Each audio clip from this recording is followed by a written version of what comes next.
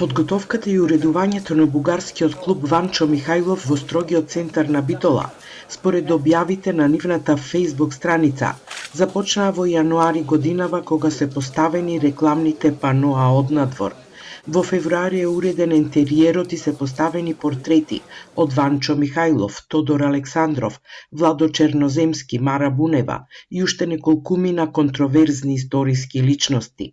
На еден од зидовите е врамен цитат од негов текст, објавен на 2 август 1983 година во Рим, по повод 90 години од формирањето на ВМРО и 80 години од Илинденското востание, во кој Михајлов ја негира македонската нација. Можеме да се гордееме бидејќи знамињата на ВМРО и Илинден беа и остануваат човекови права и слобода, значи залудни се напорите на маскираната македонска нација да го лаже светот, вистината ќе победи, ваш Иван Михајлов.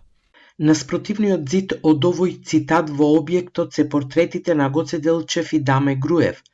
а до нив и на уредниците на весникот Македонска трибуна, за прв пат издаден во 1927 година од македонската патриотска организација, блиска до погледите на Ванчо Михајлов. На свеченото отворање на клубот кој го носи името на соработникот на фашистите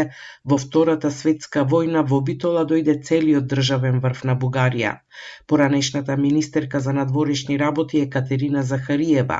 на социјалните мрежи објави фотографии и напиша дека присуствуваше на отворањето на реновираниот бугарски културен центар Иван Михајлов во Битола, на чија реализација работеше заедно со нејзиниот тим во Министерството за надворешни работи на Бугарија.